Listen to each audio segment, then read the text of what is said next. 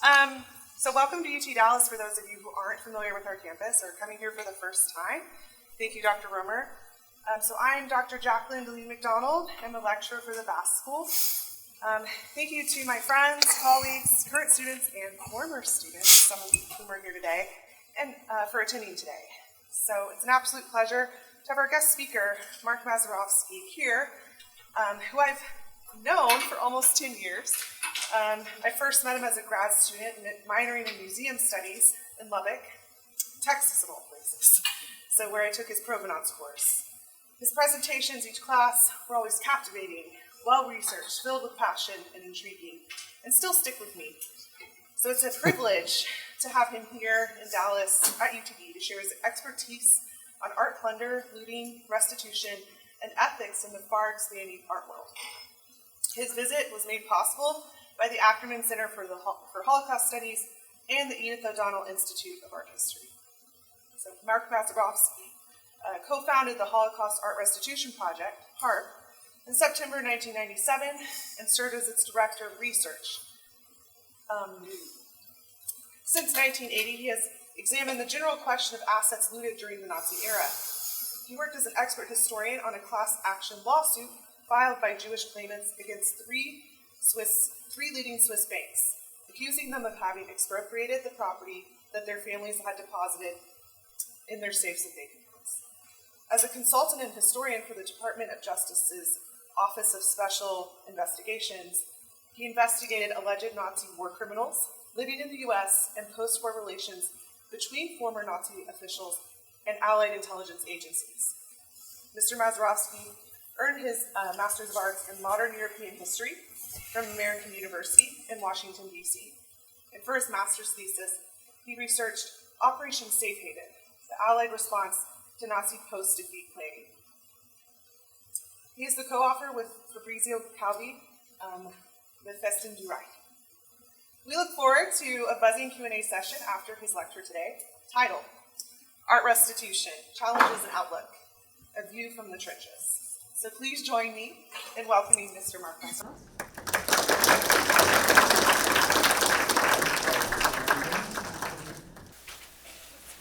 Arrows. Okay. All right. This one's cold. All right. All right. Well, it's a pleasure to be here. I'm discovering Dallas for the first time, even though it's a very sort of special part of Dallas since I didn't go downtown. But hopefully I'll be going to Dallas Museum of Art tomorrow to appreciate all your wonderful things. And my first entry into Texas was actually in Austin when I was a grad student, and I went to a graduate student conference there. So I think I've sampled just about every part of, every section of Texas, but without really going into depth. And I did get a very close look at it when I had to drive all the way from Oklahoma to Lubbock, Texas, due to a canceled flight. So I discovered the Panhandle. All right, and that was a little scary. So let's get to the topic. Art restitution challenges and outlooks, a view from the trenches. I know it sounds really dramatic, even actually a little melodramatic, but it does sort of exemplify what the last 25, 27 years have been all about. It hasn't been very peaceful, and it has been rather cantankerous, depending on where you stand on the issues governing looted art present in public or private collections that is subject to claims. And do you return it? Do you not return it? What do you do with it? How do you tell the story? Do you even want to tell the story? And take it from there. So briefly, who am I? I don't usually talk about that, but we're in a me era, so I will indulge you.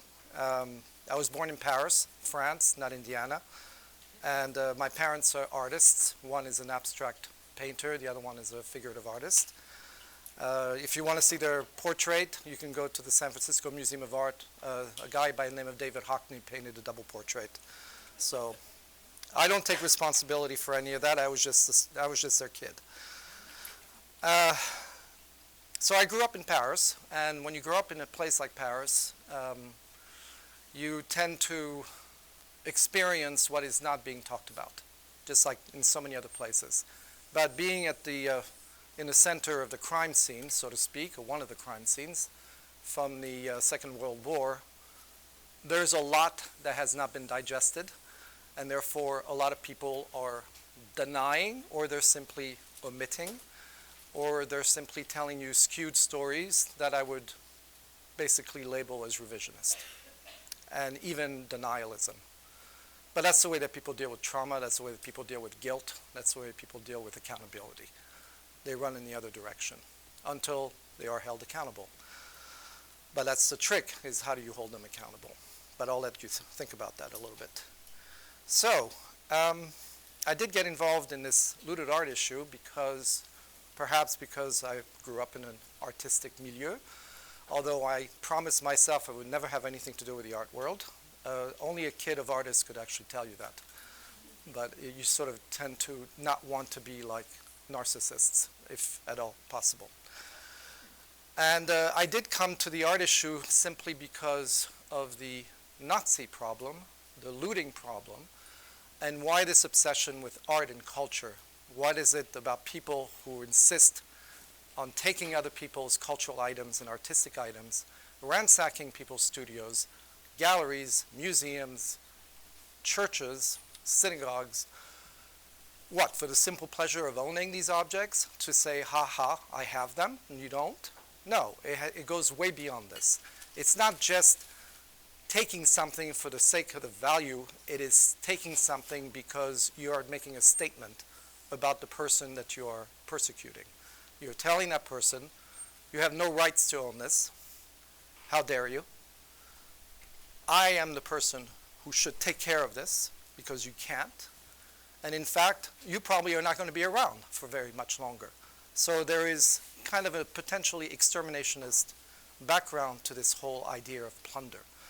And unfortunately, the Jewish community of Europe is the case study in mind, since they were plundered, persecuted, marginalized, ghettoized, interned, deported, and eventually exterminated or shackled in slavery until they were liberated, if they survived that long.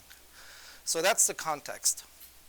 And every single time I deal with a looted object, it doesn't have to be a painting, it doesn't have to have much value, because I'm sort of tired of thinking of these multi-million-dollar objects, because 95% of the claimants, the victims, didn't own $2 million, $10 million paintings or other types of objects. They were just like you and me. If they like art, they go and they buy some. They know an artist, they trade, but then they amass a collection.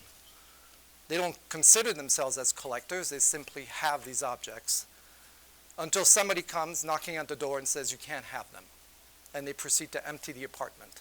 So I just invite you just to think about these things. How would you feel if somebody came into your place, with accountants, police people, art experts, evaluating, removing, crating in your apartment these objects, putting them into trucks, and then eventually you're going to end up somewhere else. That's pretty much a scenario that unfolded all across Europe thousands and thousands of times. So again, when I go into a museum and I see an object that fits that description, I get the tingles because there is a story that's not being told. But we're going to get back to that in a little bit. So I decided to basically work on this. I came to the issue through war crimes, as Jacqueline indicated. I went from war crimes to the economics of genocide because I wanted to understand who was profiting from this, and more importantly, who was profiting after the war, because this doesn't end in 1945. It continues. People are not getting killed, but their profits, their property is being profited by other people who not necessarily stole it, but who benefit from it because they acquired it from somebody else. And they're fructifying and increasing in value at the expense of the person who is the rightful owner. But try to convince a government in the post-war that your assets are being misused, and they're just going to laugh you out of court. You're not even going to make it into court, because the legal system is not designed to help these kinds of victims. Because private property, as you probably all know, is somewhat of a sacred concept depending on where you are. You don't touch it. You don't question it because you assume that everybody acquires objects in good faith. Again, I'm just dropping these words and then I'll come back to it a little bit later. So we're talking about good faith, we're talking about looting, and we're talking about cultural rights being deprived to other people, and essentially excluding an entire category of individuals and their production from civil society, on whose orders and on whose decisions.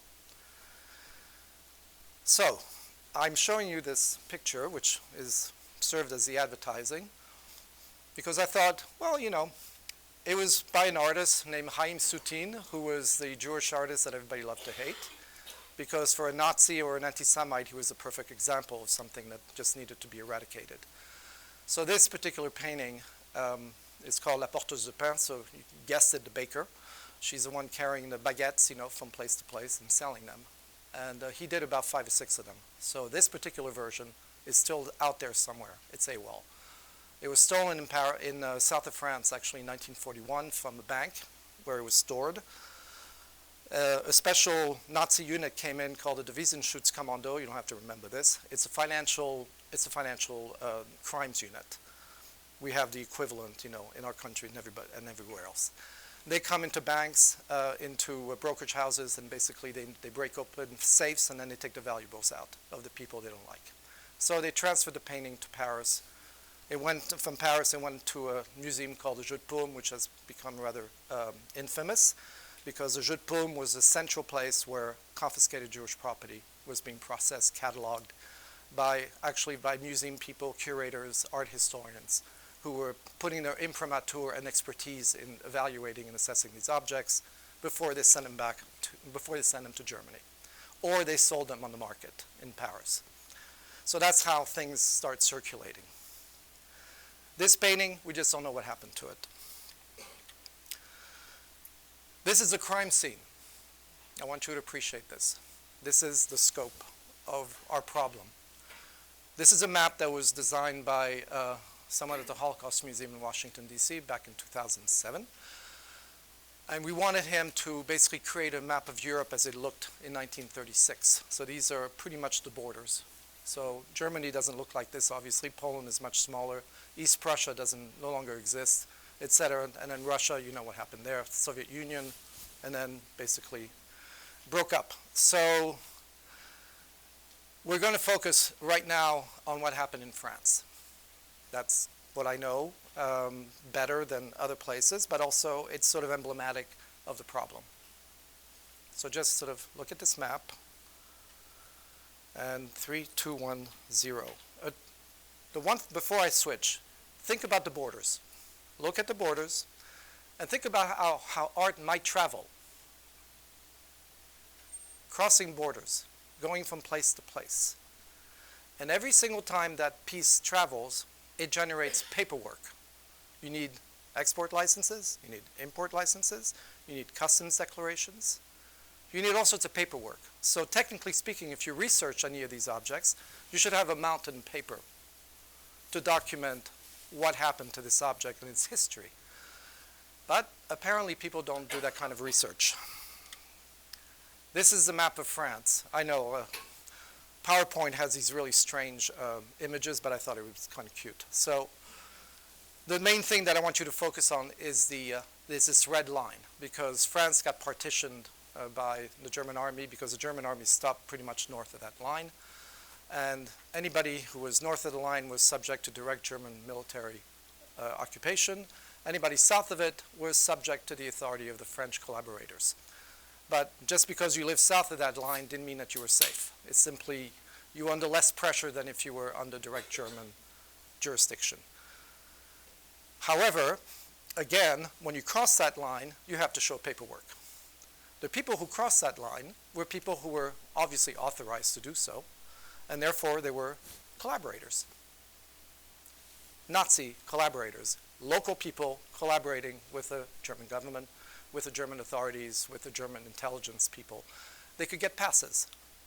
So you have to imagine when victims trying to not be victims are trying to cross that line, they have to basically do all sorts of creative work, get forged papers, pretend that they're somebody else. I mean, the usual kind of strategy. And they also want to carry assets with them.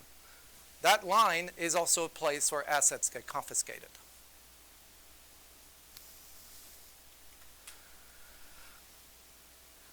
I wanted to show you this piece because it's not just about nice Impressionist paintings. This is an Egyptian piece, 26th dynasty. This is the back of it because I thought it was just gorgeous. It's one of my favorite looted items out of France. But joke aside, it is absolutely stunning. The reason why I'm mentioning it is because the owner was unknown for a very long time. And the Germans basically classified it as an unknown owner. 50 years later, it shows up on the London art market.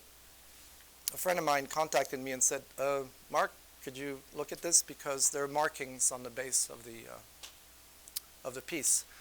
It was the original markings from the Germans. So I said, well, that's interesting because it kind of matches what's in our database. So we just put two and two together and basically had to tell the unfortunate seller that, well, there may be a problem with this. So eventually we figured out that in fact it had been restituted, but it was restituted in 1951 under a different title, so they took forever to figure it out.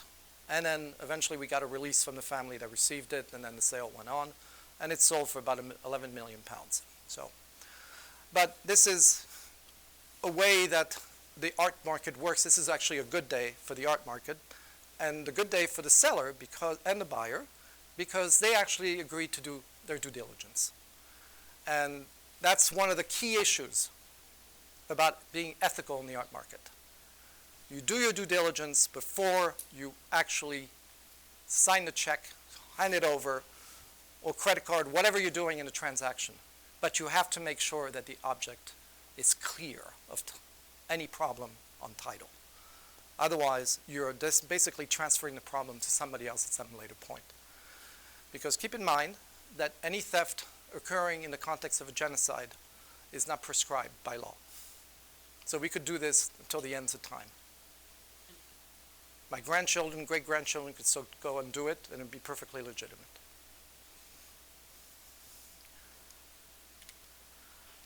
Well, this is a work by, any guess? Salvador Dali, 1937. The Germans didn't know what to do with it, so they didn't even know what kind of title to give to it. So it's a big ball, you know, somewhere.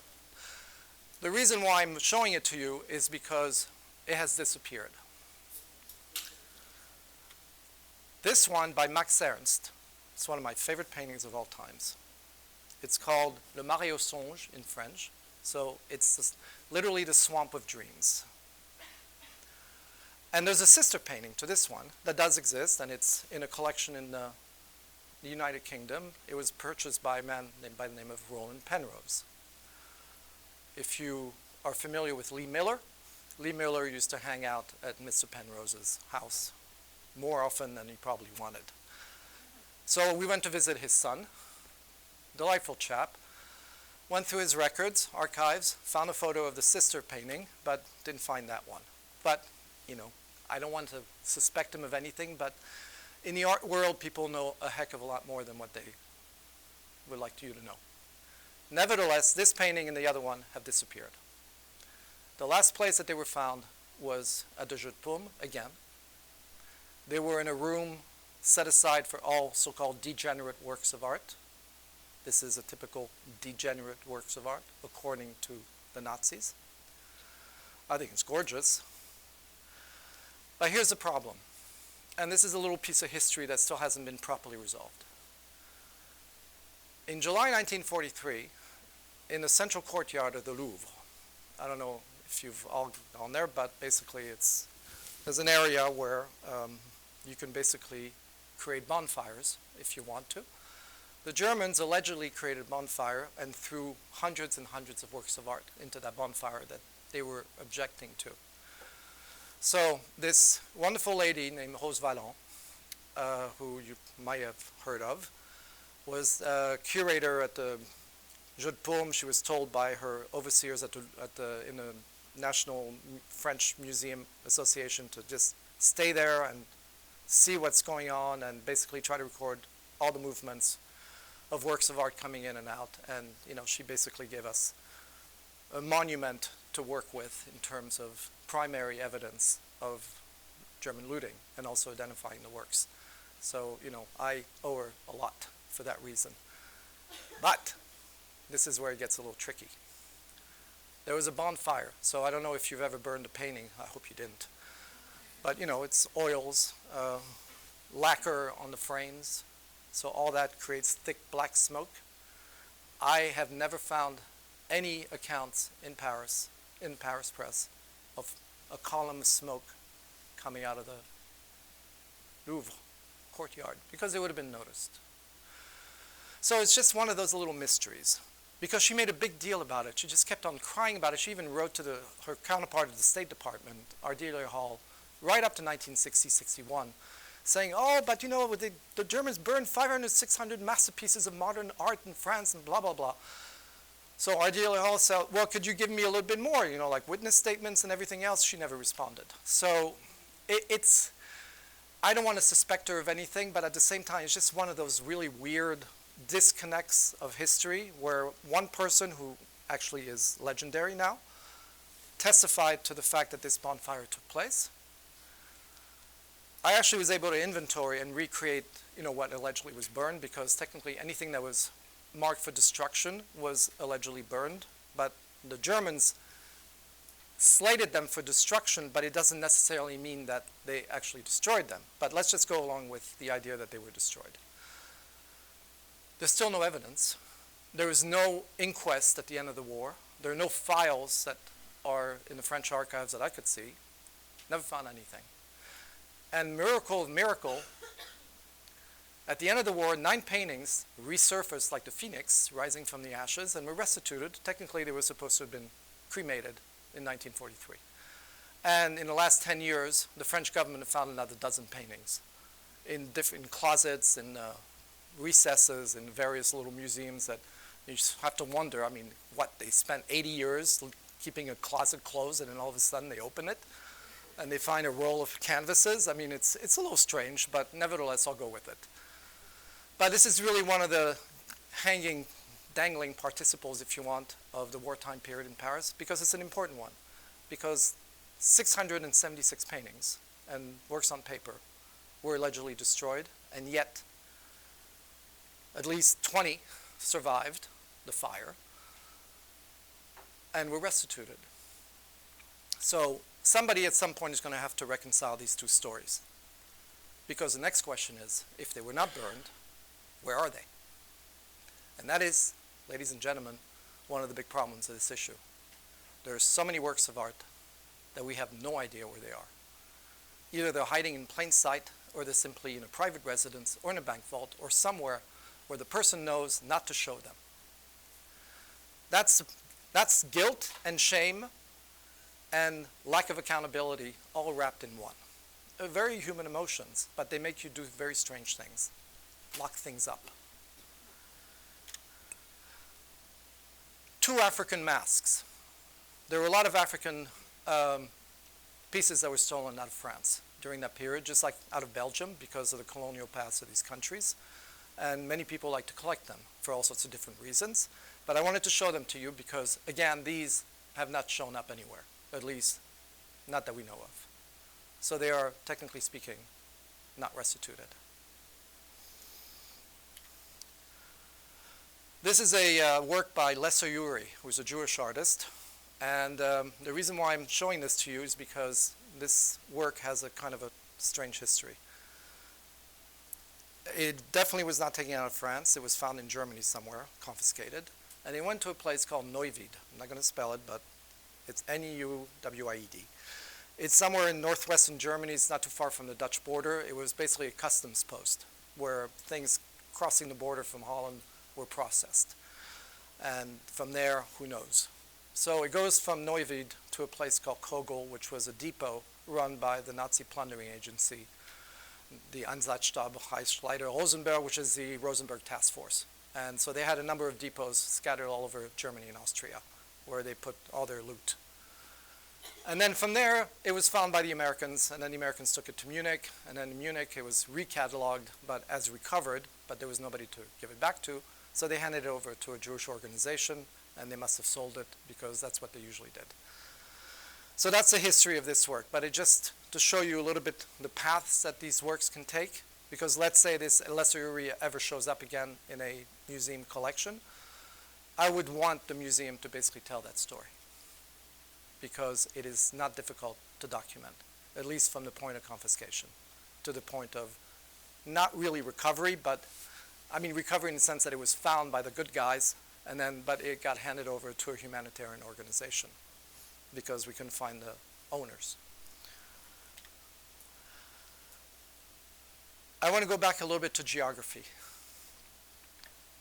The thing about the work that we do and the work that people in the art world should be doing, or hopefully do, is that when they document the history of ownership of a work of art or any kind of object that's cultural or artistic, they need to understand that the movement is geographic. Things move across borders, across continents, across oceans. Each one of those movements, again, produces paper. You're not going to find it in one single location. You're just going to have to go out there and find the paperwork. There are archives where these papers do exist. The biggest challenge is to get into private dealers' archives because they've been very rambunctious about opening their records to outside interlopers. But this is not about being interlopers trying to figure out how they do business. This is to document a crime. I'm not holding them responsible. I'm just simply saying they were just a little stupid about acquiring these objects because they didn't ask any questions. And if they did ask questions, then they're reprehensible. So this is the issue. This is another part of the issue here. If you don't ask a question, you're not going to know whether it was stolen or not. Well, that doesn't get you off the hook because blissful ignorance is not a defense anymore. If you ask the questions and you're lied to, you're off the hook, but the person you bought it from is not. So there's a lot of activity here around the way that these objects change hands. And for the most part, it's filled with deceit and lies and masking the truth because nobody wants you to know how these objects came into their hands. For whatever that represents to them, whether it's shame again or whether it's just, uninteresting, it has nothing to do with the object because, people buy objects because they're pretty. So why should they be asking questions about them? Then that's nosy. You'd be surprised. I've heard a lot of people say this. It's rude to ask questions. You don't ask a donor, where this piece came from because they're going to go somewhere else and give it to another museum. So there are all sorts of really strange impediments to the, to the way that art travels and particularly the way that art enters collections. But I'm showing you this map because of the strategic borders where Munich is close to, because Munich was one of the centerpieces of art looting in Germany, particularly the recycling of art. And there was a massive theft that took place in Munich in April 1945, right the day before the Americans came in. And about 1,100 paintings were stolen from a building which used to be Hitler's office, and which was taken over by the people that we have learned to know as the Monuments Men and Women. So they basically took over the building in May 1945, but at that point it was empty of all the paintings that had been stored there as the sort of antechamber to Hitler's fabled and failed project to have a super museum created in his hometown of Linz in Austria. Those paintings, I have to say, I think 80% of them are still out there in nature. They haven't been found. But if you look at the records, in Munich, there was an earnest effort to find these paintings because they circulated amongst the Munich art market. There are about 100 art dealers in Munich. Most of them deal with old masters. Happily enough, most of the paintings were old master paintings. That means, anywhere from high medieval era to, let's say, 17th century. Mostly Dutch, Flemish, French, Italian. But the reason why I'm showing you this is because many of these works could go into Switzerland effortlessly. They can go into Austria effortlessly. They can go into France. Czechoslovakia at this point was a little tenuous because the Russians were there. And again, when you study this and when you do your research, you have to understand this movement and you have to understand the geopolitics of these boundaries to comprehend how the art can move and the relationships between the dealers in each one of these countries and how they work together and help each other out, because the transaction reigns supreme. That's what it's about. So, that part of the show is over. It's the issue of restitution is really it's a loaded gun, basically. And it was never intended to be that. When it all started, back in 1998, officially anyway, we thought, as people who worked mostly with claimants, but at the same time, as a historian, I was more interested in documenting what happened and let the chips fall where they may. If a claim was spurious, then too bad for the claimant. If the museum was at fault, then too bad, and you had to do something about it. But there's no mechanism. There was definitely no mechanism back in those days. And unfortunately, the museum world, and by extension the art world, took it as a personal offense and quickly sort of got into this trench warfare mentality, which is why I mentioned A View from the Trenches. Because we certainly didn't want to end up in a trench like in World War I, but the shooting matches back and forth were really just untenable amongst museum directors, curators, art historians on one side, sometimes even lawmakers. And then on the other side, you have claimants, by that time of a certain age, their representatives, their lawyers, and a whole host of historians and independent researchers. That's been the world of restitution. So as you can imagine, it's pretty much imbalanced because claimants don't have a leg to stand on legally, and that's the truth, because again, these good faith issues, it's transaction, it's private property law is what fits.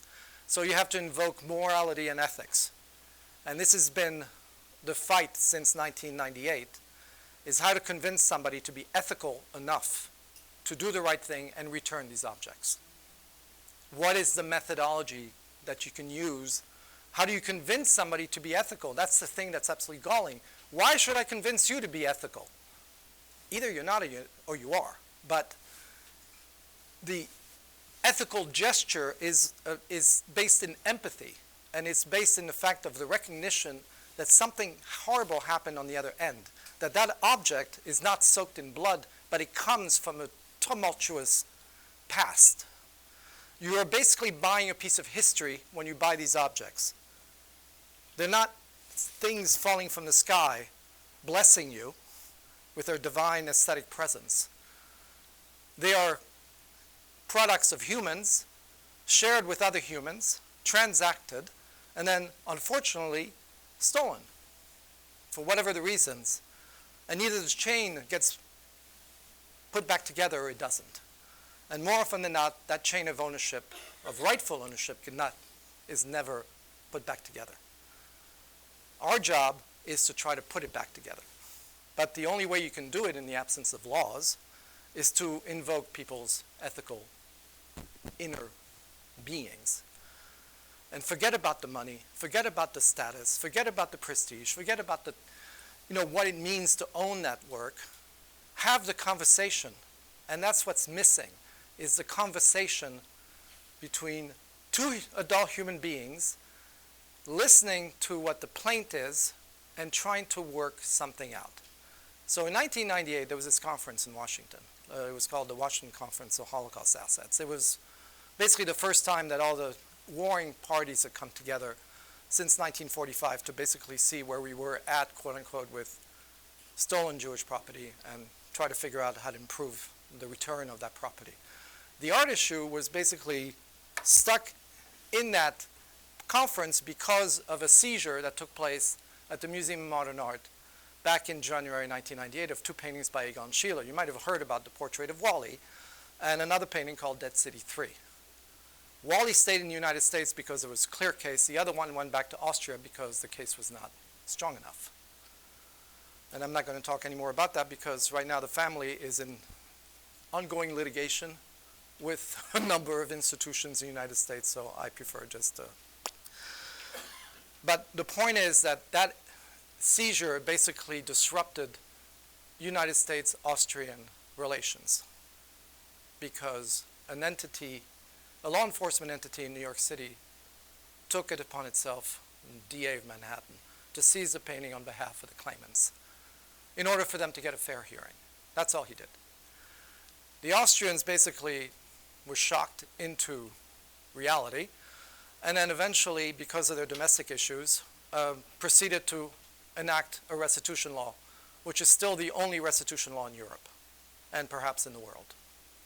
So, I was thinking, well, do we have to do this for every country?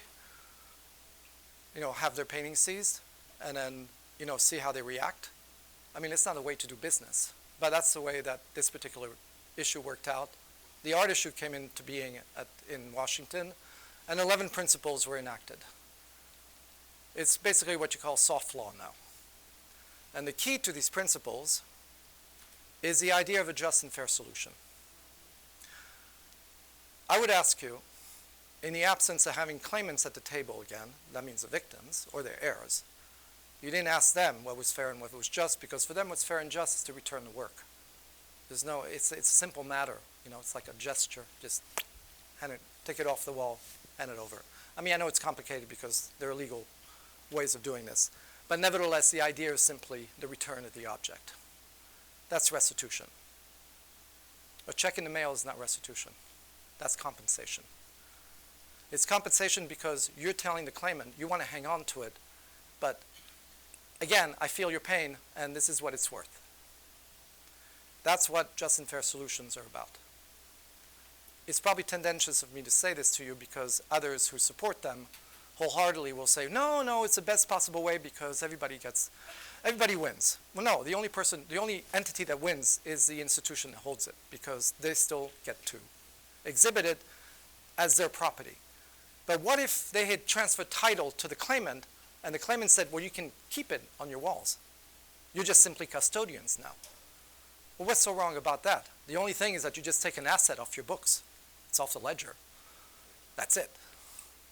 So perhaps this is a larger issue having to do with money, museums, value, and not looking at the intrinsic ethical, historical, philosophical issues underpinning the idea of cultural plunder and the fruits of that plunder ending up on your walls.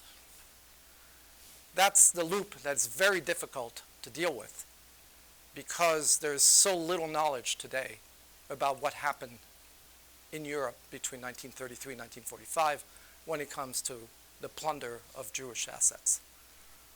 It's not really taught in the schools. It's definitely not taught in most graduate schools. And so how are you supposed to find out? Historians haven't really paid too much attention to it until the last 5-10 years, but they're very specialized publications, except for somebody like Nicholas, who wrote The Rape of Europa, which is still the seminal reference point that people go to, at least in English. It's a problem that you have to realize doesn't just happen to Jews, but it happens to everybody.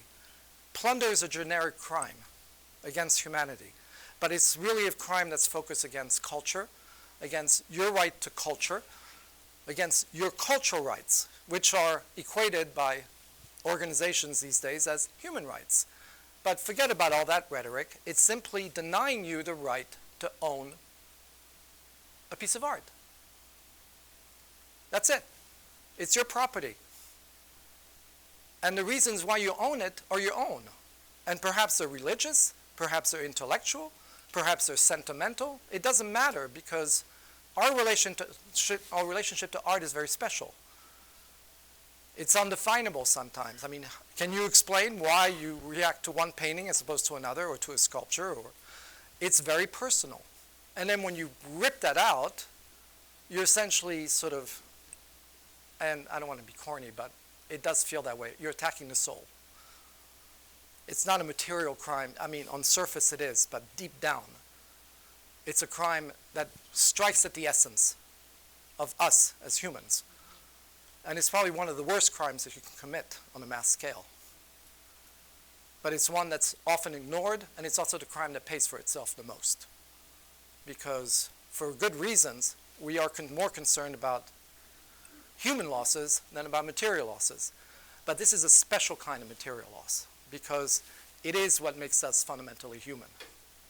Until you can prove to me the animal world creates art, I think we'll just keep this one to the Homo sapiens species.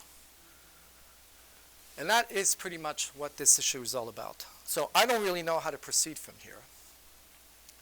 But I think the next step is about, and I discussed this with Niels earlier today, it's really about how you tell the story.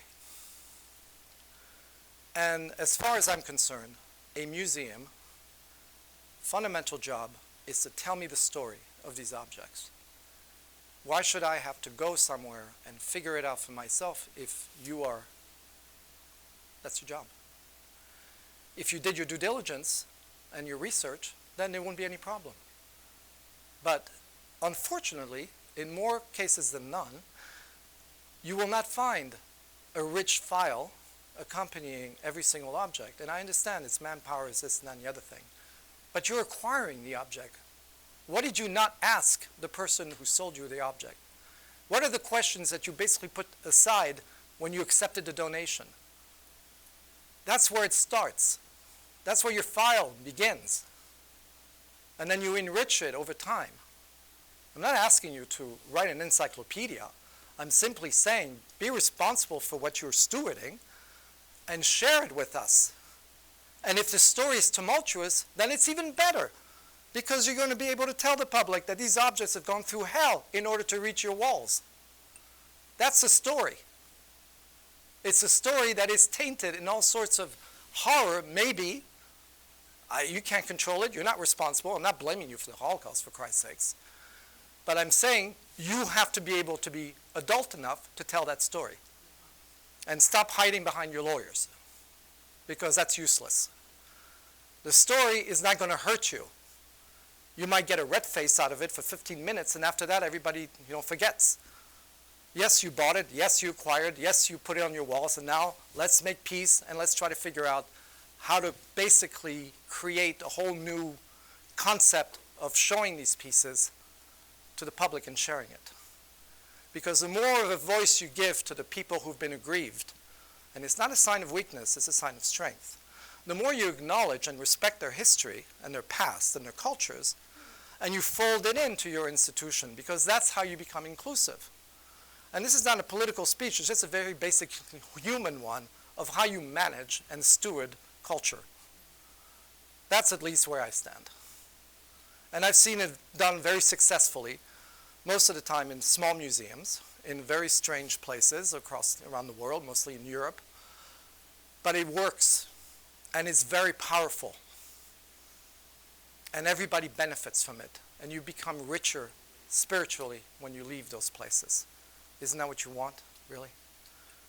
Don't you want your children to go through this? I've spent so many hours talking to my kids about this, they're sick of it. Because they're not getting it from the institution that's supposed to give it to them. I ask Holocaust museums to teach this, they won't. I ask graduate schools to teach this, they won't. What is the problem? Why doesn't an art history program not really address this fundamentally? It is part of the history of the objects. The objects didn't ask to be mistreated this way. It's a miracle, actually, that a painting from the 16th century comes to us, look like it was painted yesterday. And yet it went through dozens of wars. It was mishandled, thrown into carts, stuck in cellars. It's a miracle. That's the story. And tell it. Come down from your high reaches and join us, Anyway, that's where we are.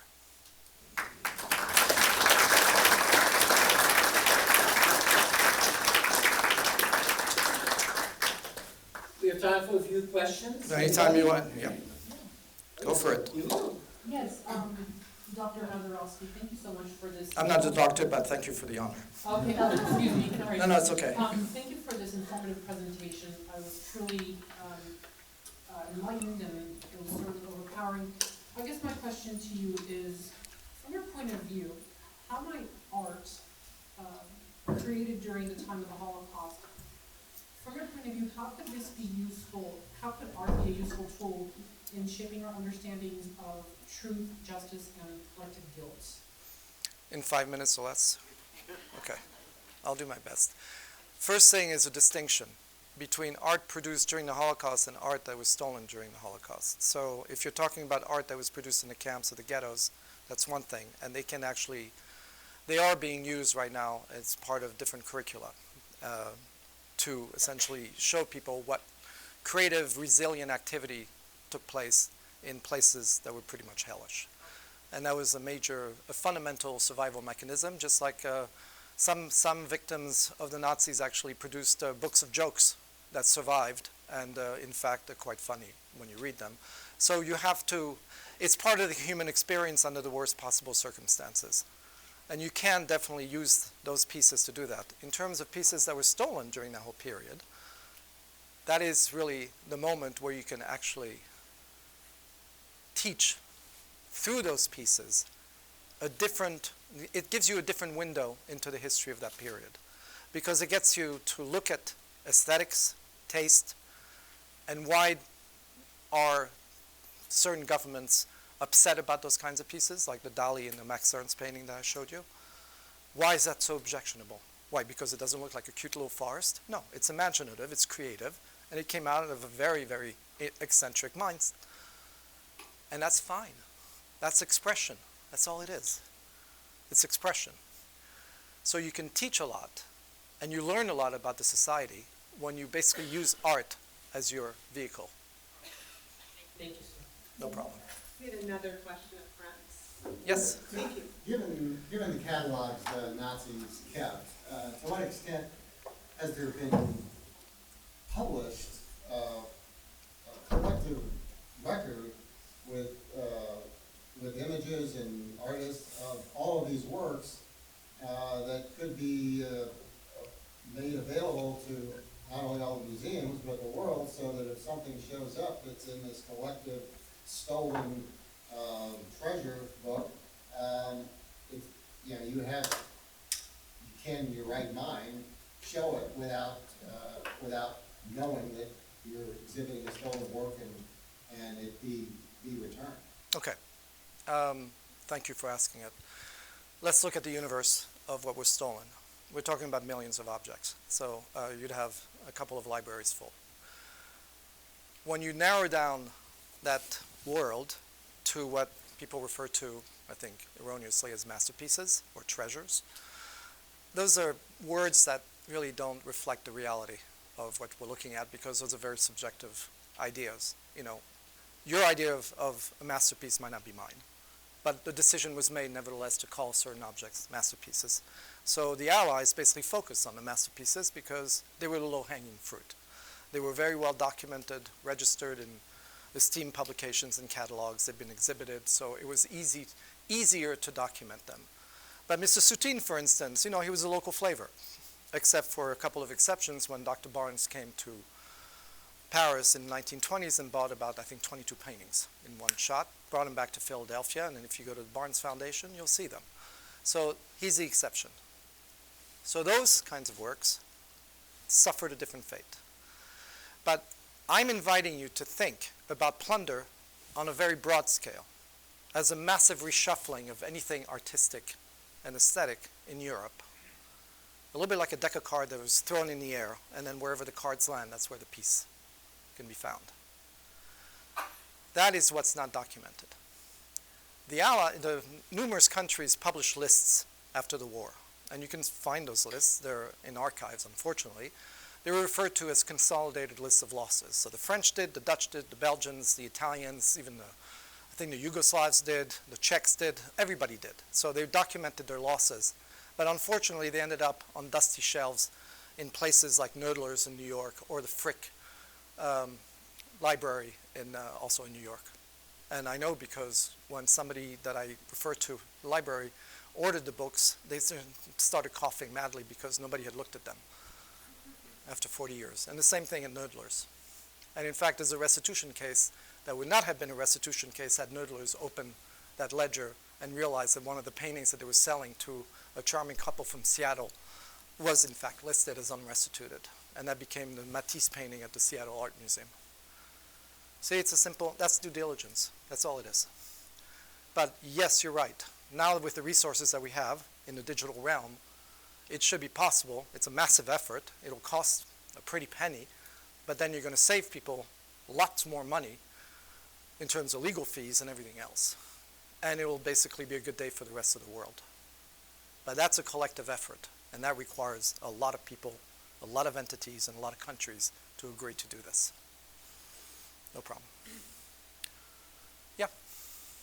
If I understood what you said correctly, you mentioned that the part of the concerning the art by Jewish artists and what happened to that art isn't taught in schools, graduate programs, and even Holocaust museums that are not necessarily interested when you approach them in teaching that part of the subject.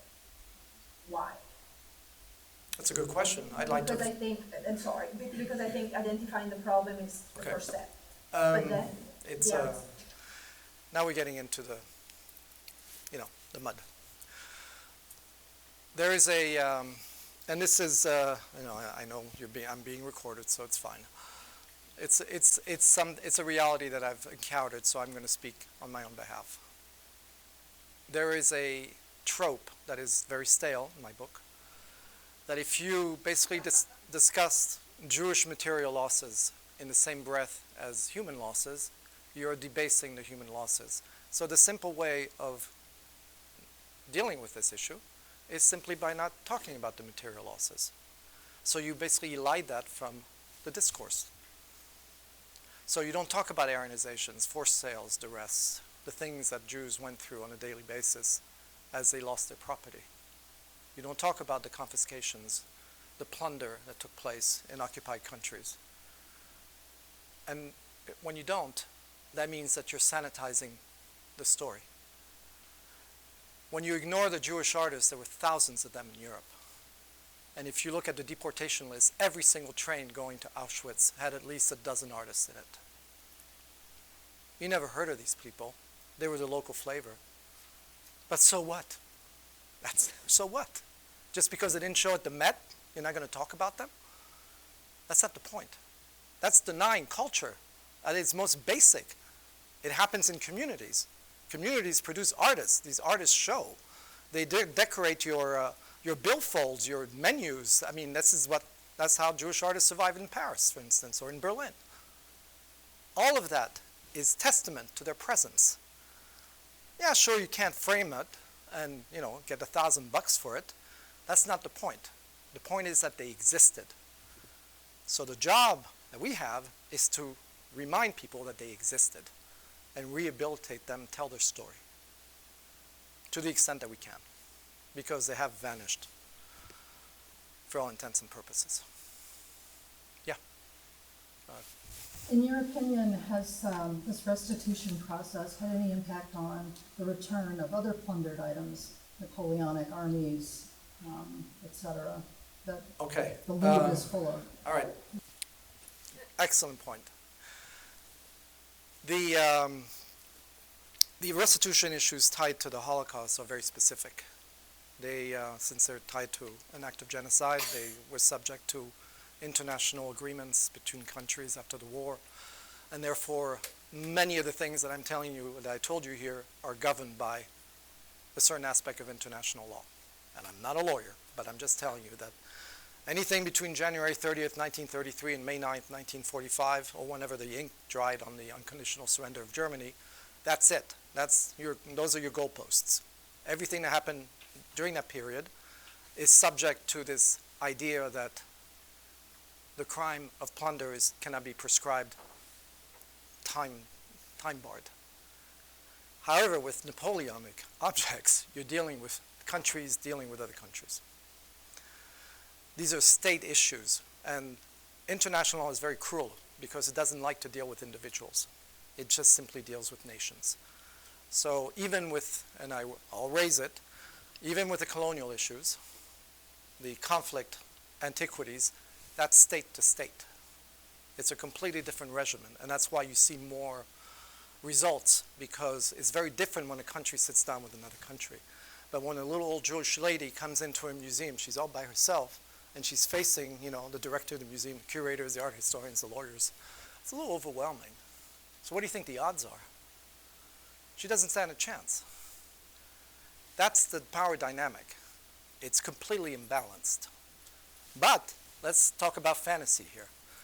What if you had a Jewish claimant, the old lady from around the corner, a claimant from, let's say, I don't know, Iraq, claimant from the Hopi tribe, claimant from Oceania, coming together at the table, meeting with the director? That's a dynamic that hasn't happened yet. I can promise you the conversation will be a little different. All those constituencies suffered the same crime for maybe different reasons, but all those items are monetized, so they are commodified, so they're commercialized. That's the key. They are all funneled through the same channels because they're all going to end up in either of two places, a public state collection or a municipal one, or a private collection. Those are the choices. There's nothing in between. That's the dynamic. That's what we're dealing with. And the idea is to break that and to start redesigning our discourse around plundered objects so that we can put either an end to it or we can get institutions to deal with it more ethically. At least that's my little aspiration. But thank you for asking the question. Yep. Oh, sorry. Yeah. Yeah. Well, you kind of answered the first part of my question. Okay. So I've worked in museums and dealt with restitution cases just a little bit, and so I can relate to what you're saying about the lack of response from the art world and the museum world generally. Beyond. So my question, I guess, would be beyond hiring, let's say, a new provenance officer, which I see now everywhere in every museum. Beyond actions like this, how do you think national or state governments can intervene? And let's say you mentioned the monuments, man. So have every government have a modern version of the monuments, just to deal with cases of stolen. He doesn't like that. Yeah, because these issues. What you are saying is the Egyptian and the African piece. For example, who does that object belong to? Does it belong to the family over there, or does it go back to? Well, that's the curious question. I'm still waiting for the case where a Jewish family is going to be sued by a source country because their grandparents or great-grandparents bought antiquities at the wrong time. It's a tough one. I mean, you can put as many provenance researchers in a museum as you want, but it's a pyramid, right? The boss is upstairs and dictates how the research gets done. So if I have a couple more minutes here. There are three ways that provenance research takes place. And this is very contentious, and I'm not inviting you to take it on board. That's just the experience.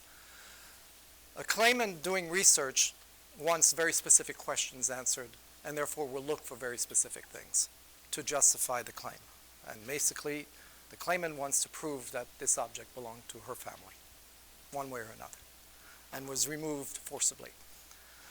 The museum's interest is to protect the object, usually, and to try to find out what the story is, but not necessarily go all the way.